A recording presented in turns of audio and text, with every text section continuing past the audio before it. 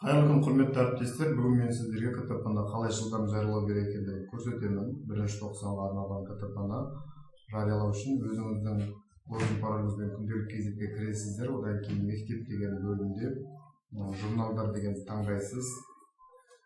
Мысалы үшін өзіңіз сабақ беретін сыныпты таңдайсыз. Осы жерде 5-ші А сыныбын алайық. Оның ішінде математика.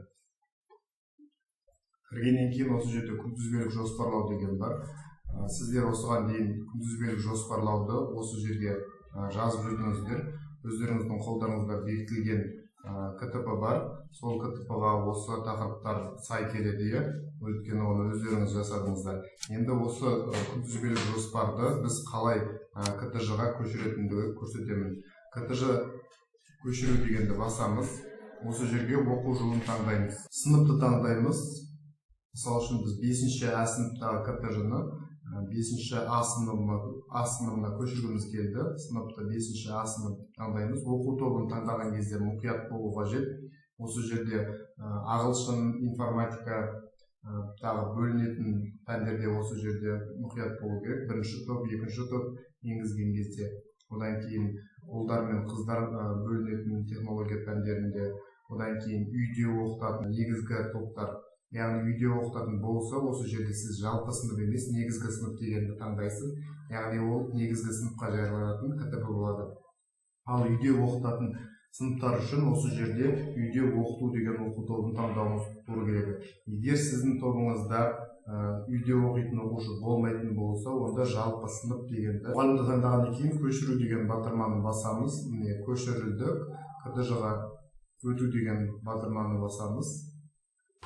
Яғни біздің осы күнтізбелік тақырыптық жоспарымыз журналдағы міне КТЖ-ға көшірілді. Міне КТЖ-ға ауысқандығын көріп отырмыз. Осы жерде міне жариялау деген батырманы басамыз. Үйлестіру. Әрі қарай.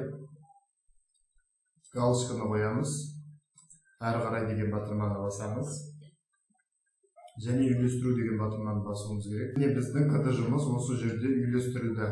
Байқап отырсаңыз, жоспарлы күн мен нақты күн бір-біріне нақты сәйкес келіп отыр. Егер сізде осы жерде нақты сәйкес келмеген күндер болатын болса, онда сіз оны қалай реттеу керек екендігіне тоқталайық. Ол үшін жариялаудан алып тастайсыз ең алдымен. Мысал үшін сізде осы күні 1 сентябрьде емес, 4 сентябрьде өту керек болатын болса, онда мынау қарындаштың үстінен басып, мынау жерде күнін ауыстыруларыңызға болады. Және тақырыпты ауыстыруларыңыз келсе, осы жерде тақырыпты ауыстыруға да болады. Сақтау деген батырманы басасыз. Міне біздің тақырыбымыз ауыстырған тақырыбымыздың күні осылай ауыстырылды. Одан кейін барлығын жасап болғаннан кейін жариялау дегенді бассаңыздар, қайтадан жариялау деген басып, КТП-ңызды жариялап қоюларыңыз қажет болады. Егер сізде осы тақырып жоқ, керек емес болатын болса, онда X батырмасын басу арқылы сабақты тақырыпты жойсаңыздар болады. КТЖ-ның дұрыс жарияланғандығын көру үшін 5-ші А сыныбы, яғни КТЖ дегенді қайтадан басамыз. 5-ші А сыныбы. Міне математика бастаулық деп тұр.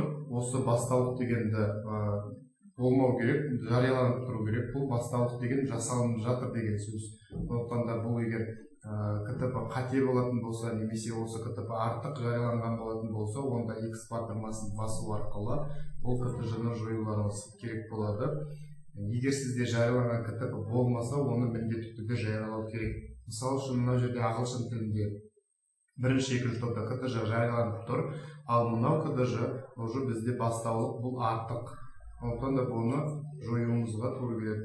Яғни мынау жерде бастаулық деп тұрғандардың барлығын не жариялау керек, немесе өшіріп тастау керек. Негізінде КТП-лардың барлығы осындай 1-тоқсанға жарияланып тұру қажет болады. Осы видео сіздерге түсінікті болды деп ойлаймын. Қосымша сұрақтарыңыз болса, жазсаңыздар, мен міндетті түрде жауап беретін боламын. Назарларыңызға рахмет.